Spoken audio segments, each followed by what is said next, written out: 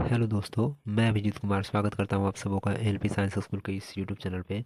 दोस्तों, Bihar police constable exam 2025 जिनका भी एग्ज़ाम 3 अगस्त को है, ठीक है, या उससे आगे के डेट में है, उनके लिए ये आज वीवीआई क्वेश्चन का मैं एक प्रैक्टिस सेट लेकर के आया हूं। और जो प्रीवियस ईयर क्वेश्चन का है, आप देख रहे हैं कि मेरे सामने ये एग्ज़ाम पेपर जो है ये स्मृति पे आधारित 19/10/2014 का क्वेश्चन पेपर है, ठीक है। ये इस तरह का क्वेश्चन पेपर आया था। मैं उम्मीद करता हूँ कि बहुत ज़्यादा वेरिएशन अभी तक पेपर में उस तरह का नहीं देखने को मिल रहा है, ठीक है। और उस टाइम के हिसाब से जिस तरह का क्वेश्चन पूछा जा रहा था, अभी भी बहुत ज़्यादा कुछ अंतर नहीं आया है दोस्तों। और अगर आप इसे देख करके जाते हैं तो मैं ये दावे के साथ कह सकता हूँ कि बहुत सारा क्वेश्चन जो साइंस बेस्ड है, खास करके वो आपको बहुत सारा कॉन्सेप्ट कॉन्सेप्ट के साथ में देखने को मिलेगा। उसी तरह का क्वेश्चन रिपीट होता हुआ एग्जाम में मिलेगा। और मैं कोशिश करूँगा कि जितना भी हो सके कॉन्सेप्ट रिलेटेड क्वेश्चन आपको मैं बता दूँ, साइंस में खास करके। और बात करें जनरल जो जीके होता है, जनरल नॉलेज, ठीक है, तो उसका भी इसमें बहुत ही अच्छा एक लेवल है और बहुत ही अच्छा पैटर्न है। और बहुत कुछ आपको इससे देखने को एग्ज़ाम में पेपर मिल सकता है, या उस तरह का मिलता जुलता पैटर्न आ सकता है। तो बहुत ज़्यादा देर ना करते हुए ये वीवीआई क्वेश्चन का श्रृंखला है जो 50 क्वेश्चन का है दोस्तों। और मैं कम से कम टाइम में कोशिश करूँगा कि आपको हर बातों को समझा दूँ। और आप इसे देख करके जाते हैं तो मैक्सिमम आपका बहुत सारा कॉन्सेप्ट क्लियर होगा। और इससे रिलेटेड जितना भी क्वेश्चन आएगा, या जितना भी मैं कॉन्सेप्ट डिस्कस करूँगा, तो उस कॉन्सेप्ट के बेस पे जितना भी क्वेश्चन आपको एग्ज़ाम में देखने को मिलेगा वो बिल्कुल बनेगा, ठीक है। आप खुद बोलेंगे कि हाँ सर, आपके कॉन्सेप्ट से इस तरह के क्वेश्चन आए थे जो देखने को मिला है और बना है क्वेश्चन, ठीक है। और अगर आप डिमांड कीजिएगा, बोलिएगा, तो मैं साइंस का अलग से आपके लिए प्रैक्टिस सेट लेकर आऊँगा, जिसमें 50 प्रश्नों का या 40 प्रश्नों का केवल साइंस ही साइंस होगा, ठीक है। और आप जानते हैं कि बिहार पुलिस एग्जाम में साइंस का कितना बड़ा वेटेज होता है, लगभग 25 से 30 क्वेश्चन साइंस को देखने का मिलता है दोस्तों। अगर आप इतना कर लेते हैं और थोड़ा बहुत आप स्टैटिक जीके आप देख लेते हैं, लूसेंट ये सब का, तो आप आराम से क्वालिफाई कर जाएंगे। आप आराम से 55 से 60 मार्क्स उठा सकते हैं और उतना में आपका सिलेक्शन हो जाएगा। और इसके बाद भी 22,000 के आसपास बिहार पुलिस पोस्ट को ये डिक्लेयर किया गया है। इतनी वैकेंसी फिर आनी है, ठीक है। और एक बार तो हो सकता है नहीं आए, लेकिन इतना वैकेंसी आना है तो फिर से वैकेंसी आएगा। और जिनका जिनका भी एग्ज़ाम हो चुका है और बहुत अच्छा नहीं गया है, तो आप मेरे चैनल से जुड़े रहें और रेगुलर टच में रहें। मैं आगे रेगुलर बेसिस पे वीडियोज़ लाऊंगा, ठीक है। और बहुत ही अच्छे से मैं तैयारी कराऊंगा, वो भी फ्री ऑफ कॉस्ट, ठीक है। कहीं किसी दूसरे चैनल को पैसा देने की ज़रूरत नहीं है। और आप हमारे चैनल से बहुत कुछ अच्छा कॉन्सेप्ट सीख करके जाएंगे। मैं आपको बताऊंगा कि कम से कम तैयारी में, कम से कम आपको अगर जीके आ रहा है तो आप केवल बस साइंस के बेस पे और थोड़ा बहुत इंग्लिश और हिंदी के बेस पे आप कैसे इस एग्ज़ाम को क्वालिफाई कर ले जाते हैं, वो सब कुछ मैं तरीका यहाँ पे बताऊंगा। तो बहुत ज़्यादा लेट ना करते हुए हम वीडियो को शुरू करते हैं, ठीक है। आप ध्यान से जुड़े रहें, नहीं होता है तो आप अपना कॉपी कलम भी लेकर के बैठे दोस्तों। और जो भी कुछ नया मैं कॉन्सेप्ट बताऊंगा, फार्मूला बताऊंगा, वो आप नोट डाउन करते चल जाइएगा। और अगर नहीं बताया, उस तरह का नहीं रहा, तो भी कोई बात नहीं, आप ध्यान में रखें, इतना काफ़ी है। तो शुरू करते हैं फर्स्ट क्वेश्चन से। देखें, लिखा हुआ है कि निम्नलिखित में कौन विखंडन योग्य प्राकृतिक तत्व है। ये आप पिछले के क्लास से भी पढ़ते आ रहे हैं हमेशा से, ठीक है, कि नाभिकीय रिएक्शन में विखंडन के लिए किस तत्व का उपयोग किया जाता है। ऑप्शन नंबर ए है रेडियम, ऑप्शन बी है यूरेनियम, यूरेनियम 235, और सी है पोलोनियम, और डी है प्लूटोनियम, ठीक है।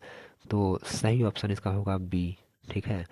और यूरेनियम यूरेनियम का दो समस्थानिक होता है दोस्तों, एक U-235, ठीक है, और यूरेनियम 238, ठीक है।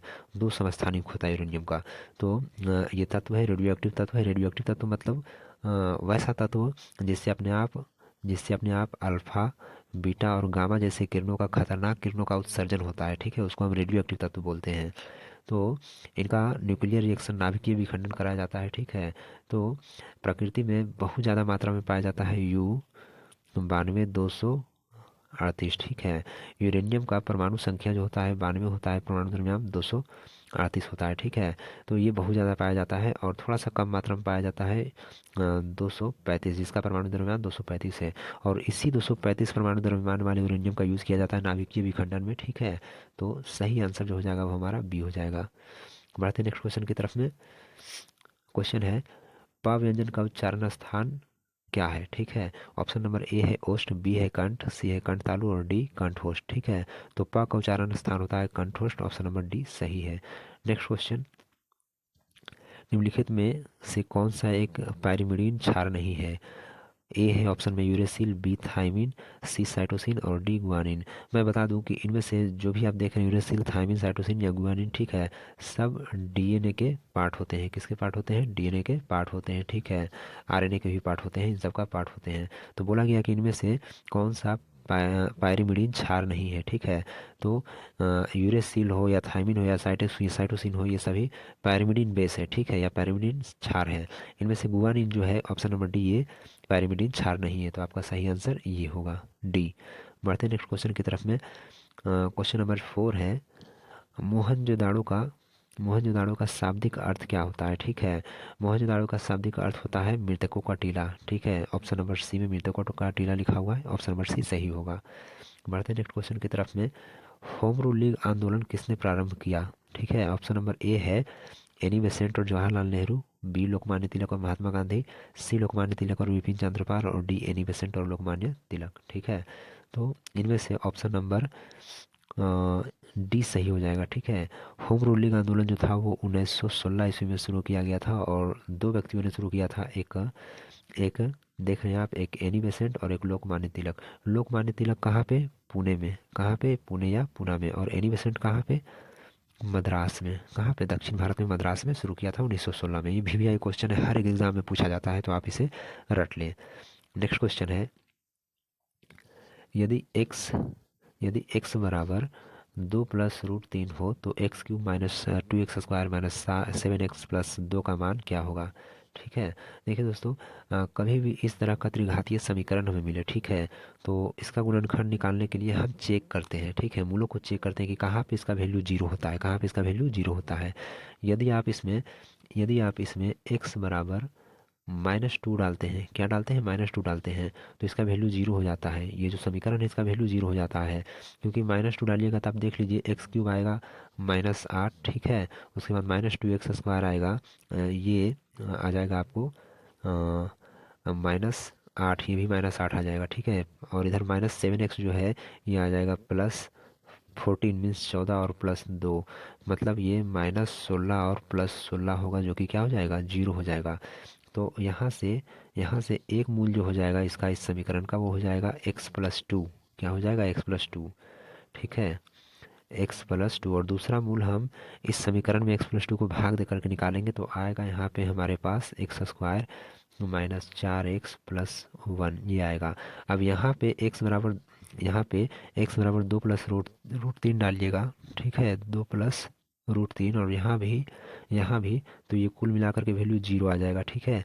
तो सही आंसर सी हो जाएगा। यदि आपने सी लगाया है तो बिल्कुल सही है। बढ़ते हैं नेक्स्ट क्वेश्चन की तरफ में।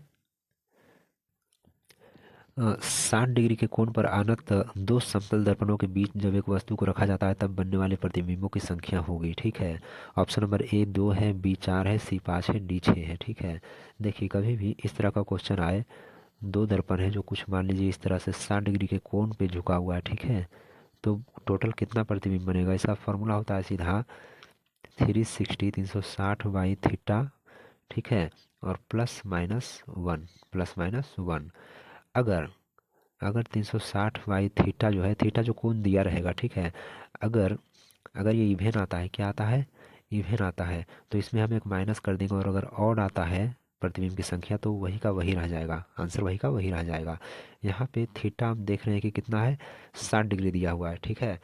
तो 360/थीटा करेंगे, अर्थात 60 करेंगे तो 6 आएगा, जो कि एक इवन नंबर है, मतलब सम संख्या है, तो इसमें हम एक माइनस कर देंगे तो 5 आएगा। तो कुल प्रतिबिंबों की संख्या क्या हो गई? 5 हो गई।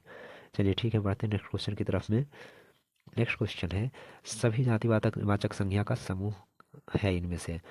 ऑप्शन नंबर ए बूढ़ा, नदी, गोदावरी, बी लड़का नागरिक कार, सी में लड़की नागरिक बुढ़ापा और डी में दिल्ली शहर भलाई, ठीक है।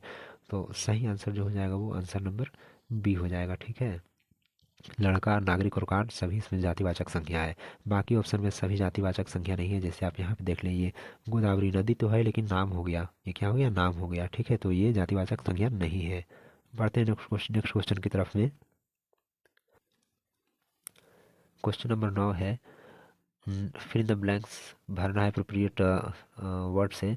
Next time we fill in the blanks and eye on our compass so that we do not lose our sense of direction. मतलब बोला गया है इसमें, आप देख रहे हैं कि इसमें जो भाव आ रहा है कि नेक्स्ट टाइम से, कहाँ से, नेक्स्ट टाइम से, ठीक है। We fill in the blanks, मतलब हम लोग क्या करेंगे, जैसे ही नेक्स्ट टाइम की बात आए और ऑप्शन आप देख रहे हैं कि ये सब जो वर्ब का फॉर्म दिया गया है, तो नेक्स्ट टाइम के अनुसार ये सही होता है, बी वाला सही होता है। कौन सा सही होता है, बी सही होता है। मतलब next time we will keep an eye on our compass, ठीक है। हम लोग अपने कंपास पे ध्यान रखेंगे जिससे कि हम लोग अपने दिशा को नहीं भूले, तो बी विल कीप होगा, ठीक है। तो सही आंसर ऑप्शन बी होगा। नेक्स्ट क्वेश्चन,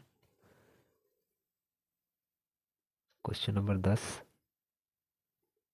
देखिए क्या लिखा गया है, लिखा गया कि गलत कथन को चिन्हित करें, ठीक है। विधानसभा के सदस्यों की सदस्यता भंग की जा सकती है यदि, ठीक है, वह भारत सरकार या किसी राज्य सरकार के लाभ के पद पर आसीन हो, ठीक है। बी में वह मानसिक रूप से विक्षिप्त हो, सी में वह दिवालिया हो, और डी में वह 30 वर्ष का हो, ठीक है। तो इसमें से जो सही आंसर है वो ऑप्शन नंबर डी हो जाएगा, ठीक है। बढ़ते हैं नेक्स्ट क्वेश्चन की तरफ में। नेक्स्ट है, नागार्जुन सागर बांध जिस नदी पर स्थित है वह है, ठीक है। ए कृष्णा, बी महानदी, सी कावेरी और डी गोदावरी, ठीक है। तो सही आंसर जो हो जाएगा वो कृष्णा नदी पे है नागार्जुन सागर बांध, ठीक है। बढ़ते हैं नेक्स्ट क्वेश्चन की तरफ में। नेक्स्ट क्वेश्चन है कि भारत में प्रथम आम चुनाव कब हुए, ठीक है। भारत में प्रथम आम चुनाव कब हुए, 1947, 1952, 1954 और 1956 में। प्रथम जो आम चुनाव हुआ था दोस्तों भारत में, वो 1951-52 के समय में हुआ था। तो सही ऑप्शन हो जाएगा option number B. Next question पढ़ते हैं, ऑप्शन नंबर क्वेश्चन नंबर 13 की तरफ में। एक तत्व ऑक्सीजन के साथ अभिक्रिया कर उच्च गलनांक वाला यौगिक निर्मित करता है, वह यौगिक जल में विलेय है, ठीक है। इनमें से कौन सा तत्व हो सकता है, ठीक है। ए में कैल्शियम, बी कार्बन, सी सिलिकॉन, डी लोहा। तो देखिए ऑक्सीजन के साथ भी अभिक्रिया कर रहा है, ठीक है। और अभिक्रिया करके जो कंपाउंड बनाता है उसका गलनांक उच्च है, और वो जल में यौगिक वो विलेय है, ठीक है। तो जनरली जितना भी जो बहुत रिएक्टिव मैटर है, मतलब बहुत अभिक्रियाशील जो धातु तत्व है, उनका जो ऑक्साइड होता है वो जल में विलेय होता है, ठीक है। तो इस हिसाब से ऑप्शन अगर हम देखें तो वो कैल्शियम मेरा सही है, तो ऑप्शन नंबर ए सही होगा। Next question, question number 14, 14। त्रिभुज एबीसी में कोण बी ए सी बराबर 90 डिग्री है और ए डी लंब बी सी है, ठीक है। अर्थात कुछ ऐसा सिचुएशन बन रहा है,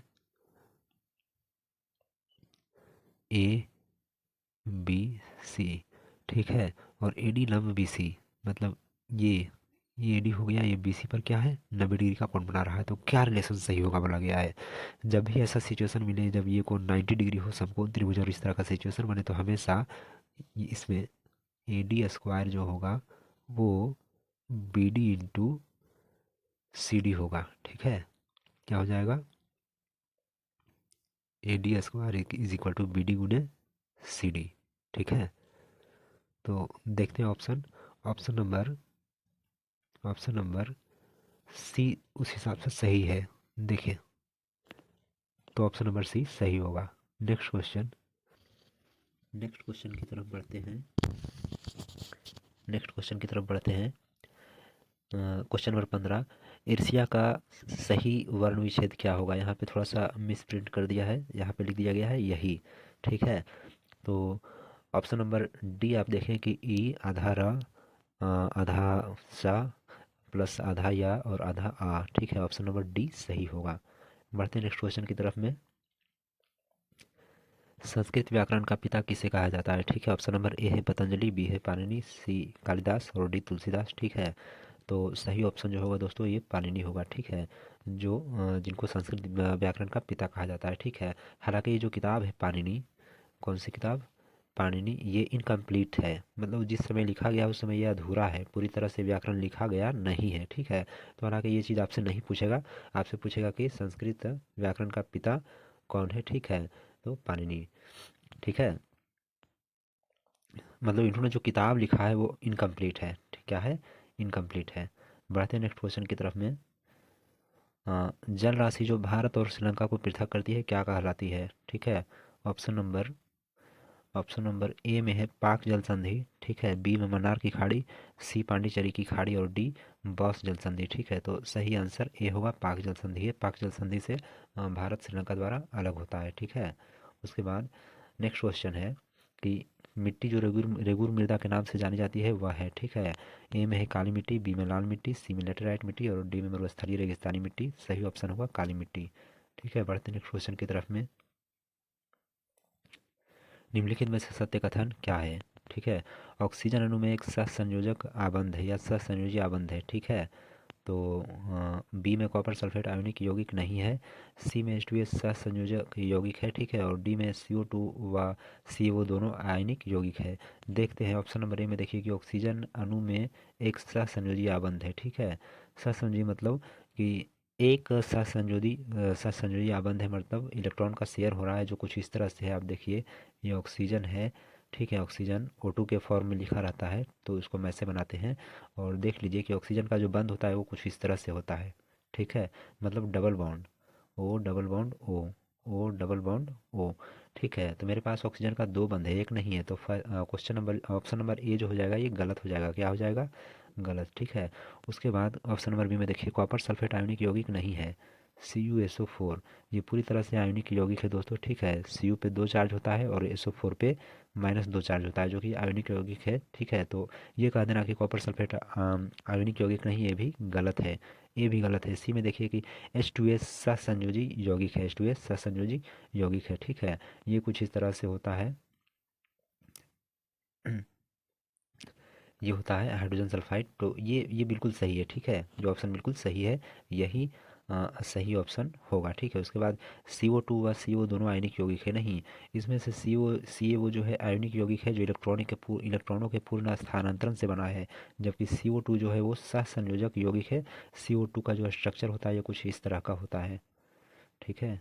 आप देखें कुछ इस तरह का होता है, सॉरी कुछ इस तरह का होता है, ठीक है। CO2। तो ये सहसंयोजक यौगिक है, आयनिक नहीं है, ठीक है। तो ऑप्शन नंबर डी भी गलत होगा, ऑप्शन नंबर सी सही होगा पूरी तरह से। बढ़ते हैं नेक्स्ट क्वेश्चन की तरफ में। वैदिक काल में वर्ण व्यवस्था किसने प्रतिपादित किया था? ऑप्शन नंबर ए है महर्षि विश्वामित्र, बी है मनु, सी वाल्मीकि और डी ऋषि वशिष्ठ। सही ऑप्शन जो होगा वो बी होगा। वैदिक काल में वर्ण व्यवस्था जो ब्राह्मण क्षत्रिय वैश्य और शूद्र है, ठीक है, इन चारों का जो कैटेगरी है इनको लागू करने वाला मनु थे, ठीक है। क्वेश्चन नंबर 21 में हम जाते हैं, देखते हैं। वैसे आप दोस्तों एक बात और बताता हूँ कि क्या ये वर्ण व्यवस्था लागू करना सही था? सही था तो कितना कितना सही, कैसे सही, और नहीं सही है तो कैसे नहीं सही है, आप ये हमें कमेंट में लिख करके बता सकते हैं, फिर मैं आपको जवाब दूंगा। Next question. इनमें से संज्ञा शब्द है, ठीक है। ऑप्शन नंबर ए माधुर्य, बी ईमानदार, सी कुटिल और डी स्वास्थ्य, ठीक है। तो सही ऑप्शन जो है संज्ञा है वो माधुर्य है, क्योंकि कुटिल, ईमानदार और स्वस्थ जो है ना, ये सब संज्ञा ना होकर के क्या है, सभी विशेषण है, एडजेक्टिव है, ठीक है। जैसे ईमानदार आदमी है, कुटिल आदमी है या स्वस्थ आदमी है, तो सभी नाउन को क्वालिफाई करते हैं, इसलिए ये एडजेक्टिव है, अर्थात विशेषण है जो संज्ञा की विशेषता बताए। तो ये सब विशेषण है और ये माधुर्य नाउन है, मीन्स संज्ञा है। Next question. किस कारण से आकाश का रंग नीला दिखाई पड़ता है, ठीक है। ए है प्रकाश के परावर्तन के कारण, बी प्रकाश के अपवर्तन के कारण, सी प्रकाश के प्रकीर्णन के कारण और डी प्रकाश के विचलन के कारण से, ठीक है। सही आंसर होगा प्रकाश के प्रकीर्णन के कारण। प्रकाश का प्रकीर्णन क्या है?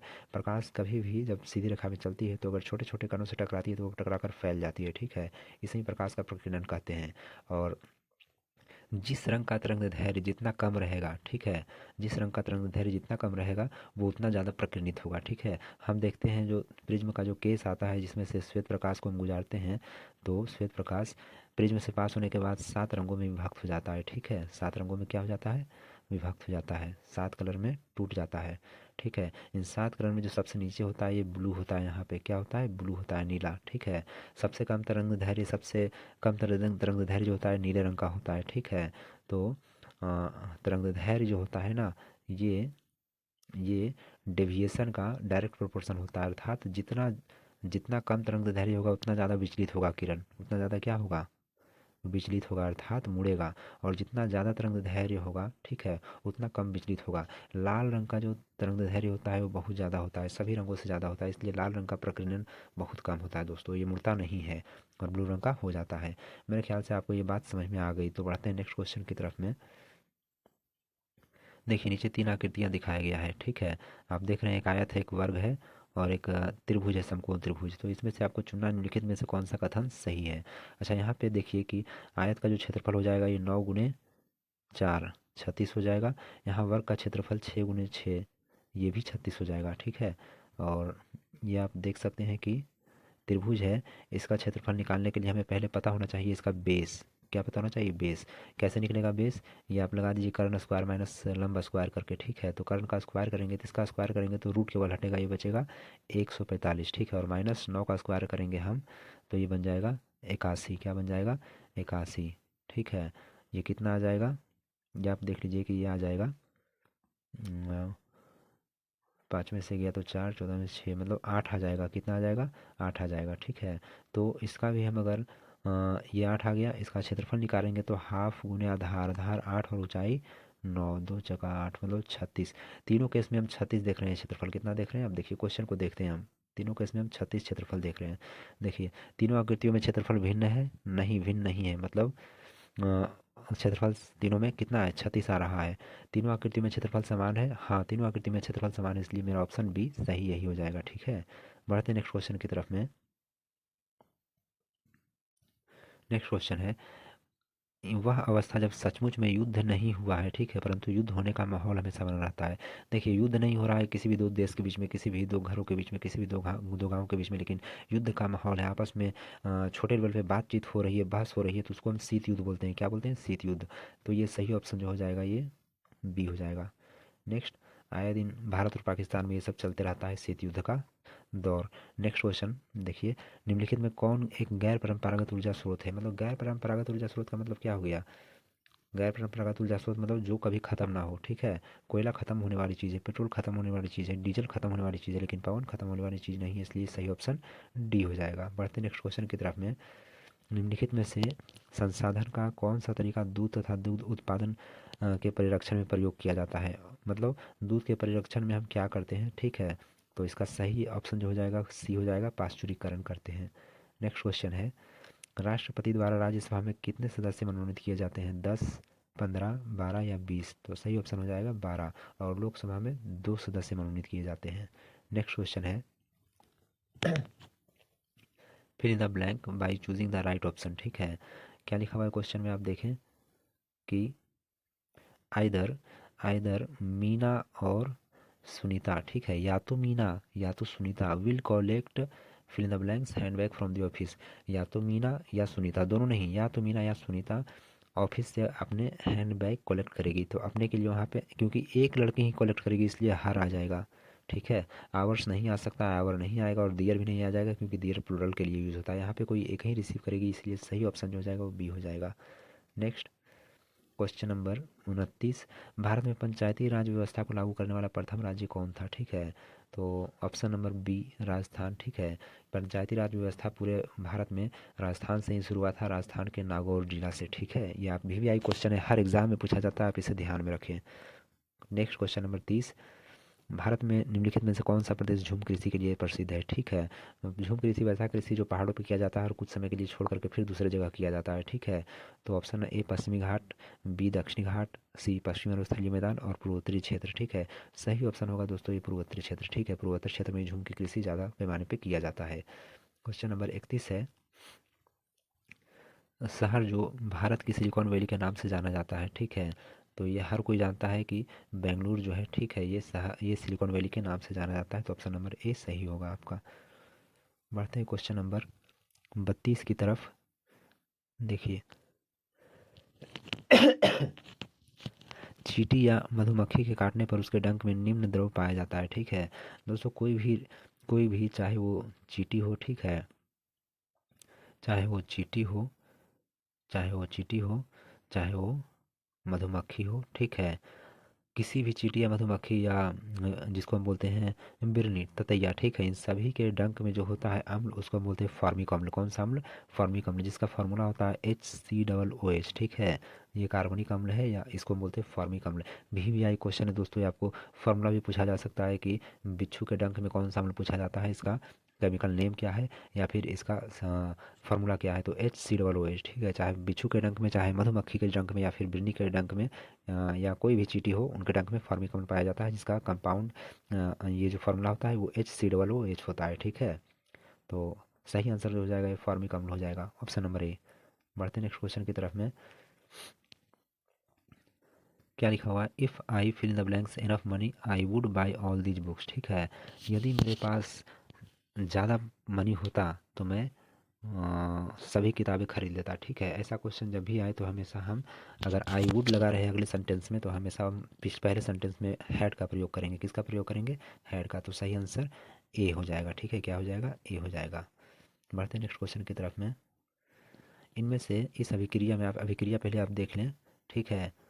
ये अमोनिया का अभिक्रिया, इसको NH3 को अमोनिया बोलते हैं, ठीक है। क्या बोलते हैं, अमोनिया। आपसे किसी भी एग्जाम में इसका डायरेक्ट फार्मूला पूछ लिया जा सकता है कि अमोनिया का फुल फॉर्म, अमोनिया का केमिकल फार्मूला क्या है, तो हम लिखेंगे NH3, ठीक है। क्या लिखेंगे, NH3। अब देखें, अमोनिया का ऑक्सीजन से अभिक्रिया हो रहा है तो नाइट्रोजन मोनोऑक्साइड बन रहा है और जल बन रहा है, ठीक है। इस अभिक्रिया में कौन सा पदार्थ अपकारक है। देखिए, कहीं भी किसी भी अभिक्रिया में यदि किसी स्पीसीज का या किसी कंपाउंड का या किसी भी सब्सटेंस का, अर्थात द्रव्य का अगर ऑक्सीजन से संयोग हो रहा है, ठीक है, और हाइड्रोजन से अलगाव हो रहा है उसका, तो उसका ऑक्सीकरण होता है, ठीक है। और वो अवकारक कहलाता है। क्या कहलाता है, अवकारक। अर्थात जिसका ऑक्सीकरण होगा वो अवकारक होगा, ठीक है। जिसका ऑक्सीकरण वो अवकारक होगा। देखिए यहाँ पे अमोनिया NH3, ठीक है, ये बदल रहा है नाइट्रोजन मोनोऑक्साइड में, ठीक है। अर्थात अमोनिया से हाइड्रोजन हट रहा है और नाइट्रोजन जुड़ रहा है, तो इसका मतलब अमोनिया का ऑक्सीकरण हो रहा है, अर्थात अमोनिया अवकारक है। क्या है, अवकारक है। तो सही आंसर जो हो जाएगा मेरा ऑप्शन नंबर ए होगा, ठीक है। नेक्स्ट क्वेश्चन, सिक्किम एवं चीन किसके मध्य से एक दूसरे से जुड़े हैं, ठीक है। तो सिक्किम और चीन के बीच नाथुला दर्रा है, ऑप्शन नंबर ए सही है। बढ़ते नेक्स्ट क्वेश्चन की तरफ में, किस माध्यम में ध्वनि का वेग सबसे अधिकतम होता है या सबसे ज़्यादा होता है, ठीक है। नहीं, आप देख सकते हैं यहाँ पे ऑप्शन नंबर ए है निर्वात, बी है ठोस, सी द्रव और डी गैस, ठीक है।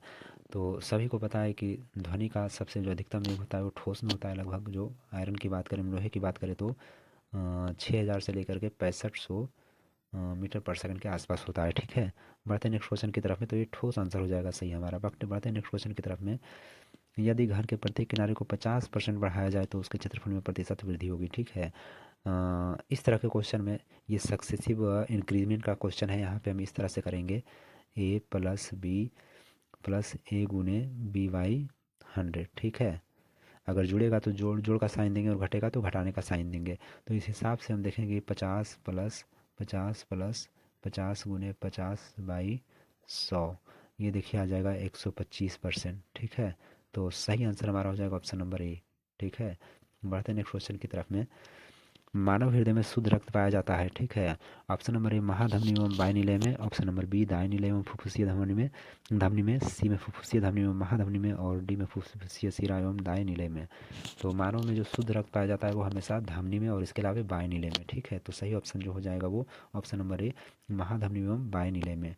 बढ़ते नेक्स्ट क्वेश्चन की तरफ में, स्थानीय निकाय अपने लिए राजस्व इकट्ठा करती है, सेल टैक्स से, इनकम टैक्स से, या गृह कर से, या शिक्षा कर से, ठीक है। तो सही आंसर हो जाएगा गृह कर।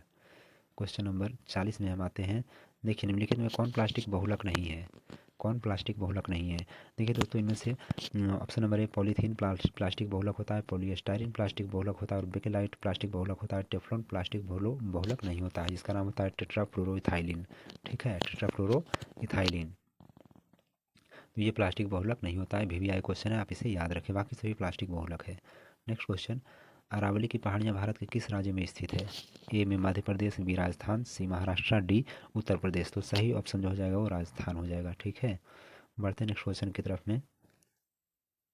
क्वेश्चन नंबर 42, चिपको आंदोलन का प्रारंभ कहाँ हुआ था। ए में बिहार में, बी पश्चिम बंगाल में, सी पंजाब में, डी उत्तराखंड में, ठीक है। मैं बता दूं, चिपको आंदोलन 1973 ईस्वी के आसपास में उत्तराखंड में हुआ था, जो पेड़ों की कटाई से, वनों की कटाई को रोकने से लेकर के हुआ था, और इसके जो आंदोलन करता थे उनका नाम था सुंदरलाल बहुगुणा। ये VVI क्वेश्चन है, आप इसे याद रखें। तो सही आंसर हो जाएगा उत्तराखंड, डी। नेक्स्ट क्वेश्चन, निम्नलिखित में कौन सा जीवाणु द्वारा उत्पन्न एक सामान्य रोग है। ए मलेरिया, नहीं, ये परजीवी द्वारा होता है, ठीक है। बी में पेचिस, ठीक है। सी में हैजा, और डी में सर्दी जुकाम, ठीक है। तो यहाँ पे जो हैजा है ये क्या होता है, ये जीवाणु द्वारा होता है, ठीक है। किससे होता है, जीवाणु द्वारा, जो विब्रियो कोलेरा नामक जीवाणु से होता है। नेक्स्ट क्वेश्चन, क्वेश्चन नंबर 44 है, pick out the correct sentence. ठीक है, देखिए ऑप्शन नंबर ए में है my book is here comma where is your. ठीक है, कभी भी अगर किसी भी सेंटेंस के अंत में इस तरह का आता है पजेसिव एडजेक्टिव, ठीक है, ये प्रोनाउन आता है, ठीक है, योर, आवर, अस, ऐसे करके, ठीक है, तो अंत में ये अकेला नहीं आता है, ये अपने साथ कोई ना कोई नाउन लेगा। अगर और अगर कोई नाउन नहीं तो ये पजेसिव एडजेक्टिव के रूप में आएगा। ठीक है, तो पजेसिव एडजेक्टिव आवा, देखिए यहाँ पे माई बुक इज़ हेयर, ठीक है, वेयर इज़ योर, योर आप अकेला नहीं आएगा, ये अपने साथ नाउन लेगा, कुछ ना कुछ क्या लेगा, नाउन। ठीक है, अगर नाउन नहीं है तो ये फिर पजेसिव एडजेक्टिव के रूप में आएगा। ठीक है, तो योर का पजेसिव एडजेक्टिव होता है योर्स। क्या होता है, योर्स। तो देखिए योर्स किस ऑप्शन में है, देखिए ऑप्शन नंबर सी में है, तो सही आंसर हो जाएगा सी। बढ़ते हैं क्वेश्चन नंबर 45 की ओर। बैंक नोट प्रेस कहाँ स्थित है, पहला होशंगाबाद, दूसरा देवास, तीसरा नासिक और चौथा हैदराबाद। सही ऑप्शन हो जाएगा देवास। ठीक है, बढ़ते हैं नेक्स्ट क्वेश्चन की तरफ में। क्वेश्चन नंबर है 46, कपीस और सचिंद्र शब्दों को सही संधि विच्छेद है। ठीक है, तो ऑप्शन नंबर ए कपी जोड़ ईस जोड़ सची जोड़ इंद्र नहीं होगा, ये गलत है। बी है कपी जोड़ ईस और सची जोड़ इंद्र, गलत है ये भी। ठीक है, ये भी क्या है, गलत है। हालांकि इसे भी हम रोकते हैं, आगे देखते हैं दोस्तों। ऑप्शन नंबर सी में देखिए कपी जोड़ ईस जोड़ सची जोड़ इंद्र, ठीक है, ये भी गलत है।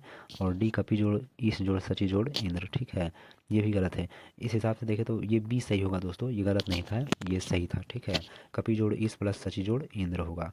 नेक्स्ट है, गुरु गोविंद सिंह की रचनाओं का संपादन किस पुस्तक में किया गया है, पहला गुरु ग्रंथ, दूसरा दसम ग्रंथ, तीसरा गीता और सी गुरु ग्रंथ साहिब। ठीक है, तो सही जो आंसर हो जाएगा वो दसम ग्रंथ हो जाएगा, इसी में गुरु गोविंद सिंह की रचनाओं का संपादन किया गया है। ठीक है, उसके बाद नेक्स्ट है, एक एक अवतल दर्पण के अक्ष पर एक वस्तु दर्पण के वक्रता केंद्र पर रखी गई है। देखिए एक अवतल दर्पण का अक्ष है, एक वस्तु दर्पण के वक्रता केंद्र पर रखी गई है।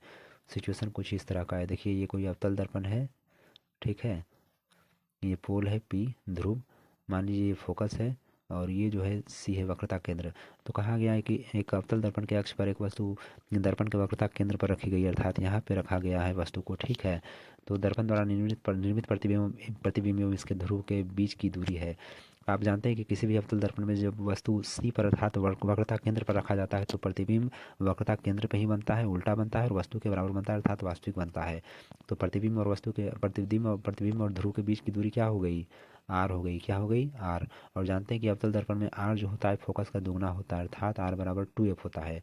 तो प्रतिबिंब का जो दूरी हो जाएगा वो क्या हो जाएगा, 2f हो जाएगा। क्या हो जाएगा, दोगुने फोकस दूरी। तो सही आंसर जो हो जाएगा वो हो जाएगा सी, 2f पर। कहाँ पे, 2f के बराबर। नेक्स्ट है, यदि n कोई प्राकृतिक संख्या है तो अग्रलिखित में से किसके इकाई स्थान पर शून्य होगा। देखिए n कोई प्राकृतिक संख्या है, ठीक है, और इसके अंदर में देखिए कुछ ना कुछ संख्या दिया गया है। क्या 3 दूनी 6 क्या होगा, ये हो जाएगा 6 होगा। 6 का पावर कुछ भी आप करें जीरो नहीं आने वाला है। उसके बाद यहाँ पे आप देखें 3 गुने 5, कुछ भी इसका पावर करें ये भी जीरो नहीं होने वाला है। उसके बाद डी में देखिए आप 6 गुने 2 12 का भी पावर कुछ भी करें जीरो नहीं होने वाला, लेकिन यहाँ पे आप देखें 5 दूनी 10, ठीक है, 5 दूनी 10, ये ठीक है, ये जीरो आ ही जाएगा। तो इसका पावर कुछ भी करे तो जीरो आना ही आना है, तो सही ऑप्शन सी हो जाएगा। बढ़ते नेक्स्ट क्वेश्चन की तरफ में। स्वतंत्रता का घोषणा पत्र किसने तैयार किया था। ठीक है, फर्स्ट ऑप्शन है टॉमस पेन, बी है जॉर्ज वाशिंगटन, सी है टॉमस जेफरसन और डी है सैमुअल एडम्स। तो सही आंसर हो जाएगा टॉमस जेफरसन, इसी ने स्वतंत्रता का घोषणा पत्र तैयार किया था। तो ये था दोस्तों 50 प्रश्नों का VVI सीरीज़ बिहार पुलिस के लिए, जो खास करके आगामी आप एग्ज़ाम देंगे 3 अगस्त को या उसके आगे जो एग्ज़ाम होना है बिहार पुलिस का, ठीक है, उसके लिए आपको बहुत ही ज़्यादा बेनिफिट होने वाला है। और साइंस का मैं जो भी कॉन्सेप्ट बताता हूँ कोशिश करता हूँ कि डिटेल में बताऊँ, और आप हमारे चैनल से जुड़े रहें। और कहीं भी आपको कुछ नया कॉन्सेप्ट लगता है डिटेल में लगता है तो आप प्लीज़ उसे कॉपी में नोट डाउन करें। और अगर मेरे सेट को भी आप देख करके चले जाते हैं तो मेरे ख्याल से साइंस का बहुत सारा क्वेश्चन आपको ऐसे ही तैयार हो जाएगा और कुछ एक्स्ट्रा देखने की ज़रूरत नहीं है। ठीक है, स्टैटिक जीके भी मैं अच्छा खासा करा दूंगा। आप मेरे चैनल से रेगुलर बने रहें और तैयारी में रहें। और आगे की जो वैकेंसी आने वाली है बिहार पुलिस कांस्टेबल के लिए 22,000 के आसपास है, उसके लिए मैं रेगुलर बेसिस पे हमेशा बहुत ही अच्छे लेवल का क्वेश्चन प्रैक्टिस कराऊंगा, खास करके साइंस के। ठीक है, ताकि आपको कोई दिक्कत ना हो। और थोड़ा सा ही करंट अफेयर अगर आपको आता हो, थोड़ा सा स्टैटिक जीके आता हो, तो इतने के दम पे और बाकी साइंस पे कमांड आप एग्ज़ाम क्रैक कर लीजिएगा। बाकी फिजिकल की जिम्मेवारी आपकी है, मैं रिटन आराम से क्वालिफाई करवा दूंगा। तब तक के लिए मिलते हैं नेक्स्ट वीडियो में। थैंक यू, धन्यवाद।